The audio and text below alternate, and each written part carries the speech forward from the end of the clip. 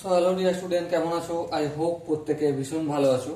স্ক্রিনের উপর একটা প্রশ্ন দেখা যাচ্ছে ট্রাইগোনোমেট্রির। প্রশ্নটা কি বলেছে দেখো, the given expression is equal to sine to the power 4a plus cos to the power 4a divided by 1 minus 2 sine square a into cos square a। এর ভ্যালুটা কত আমাকে বলতে হবে। দেখো এটা হচ্ছে সিএইচএসএল 2023 সালে আসছিল কোশ্চেনটা। ওকে, তাহলে অঙ্কটা করা শুরু করি। প্রথমে কি আছে সেটা টুকে নিই। Sine to the power 4a plus cos to the power 4a divided by 1 minus 2 sine square a into cos square a। Okay, no problem. এটা আমাদের দেয়া রয়েছে, এ থেকে ভ্যালু নির্ণয় করতে হবে। চলো আমরা কি জানি সেটা একটু লিখি। আমরা জানি যে sign square A plus cos square A equal to 1 হয়, আমরা জানি। হ্যাঁ, লিখলাম, বেশ।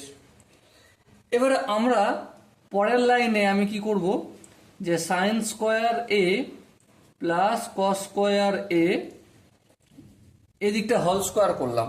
ভুল করেছি? হ্যাঁ, ভুল করেছি। তাহলে ঠিক করতে গেলে কি করতে হবে, অপোজিট সাইড এই একেরও হোল স্কোয়ার করতে হবে। বেশ, করে দিলাম। এবার দেখো সাইন স্কোয়ার এটাকে আমি শুধুমাত্র এ ধরবো, আর কস স্কোয়ার এটাকে আমি যদি বি ধরি, তাহলে এ প্লাস বি তার হোল স্কোয়ারের সূত্র পড়লো। হ্যাঁ, তাহলে এ প্লাস বি তার হোল স্কোয়ার মানে কি এ স্কোয়ার। এ স্কোয়ার মানে কি, এ স্কোয়ার মানে সাইন স্কোয়ার এ তার হোল স্কোয়ার মানে sine to the power 4a। বেশ, plus B square. B square মানে কস স্কোয়ার এ তার হোল স্কোয়ার মানে কস টু দি পাওয়ার 4a হবে। বেশ, plus 2ab, 2 sine square A into cos square এ, আর এদিকে সমান এদিকে 1 স্কোয়ার মানে 1 লিখে দিলাম। আশা করি এই জায়গাটা প্রত্যেকের বুঝে গেছে।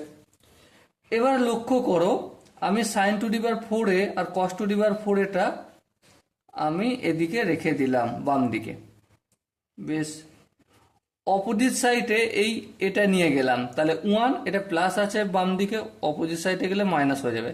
তাহলে 1 minus 2 sine square A into cos square এ।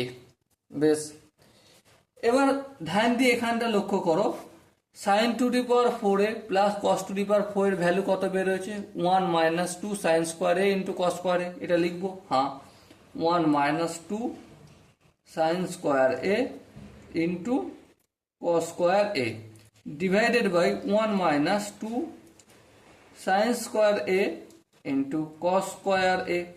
এবার দেখো উপরেও যে সংখ্যাটা রয়েছে নিচেও সেই সংখ্যা, মানে সমান সংখ্যাকে আমরা ভাগ করছি, যে সেই সংখ্যা দিই, তাহলে কি হয়, ভাগফল 1 হয়। তো ব্যাস, 1 আমাদের আনসার হবে। Okay, so dear student, I hope এই কোশ্চেনটার কনসেপ্ট প্রতিটা স্টেপ বোঝা গেছে।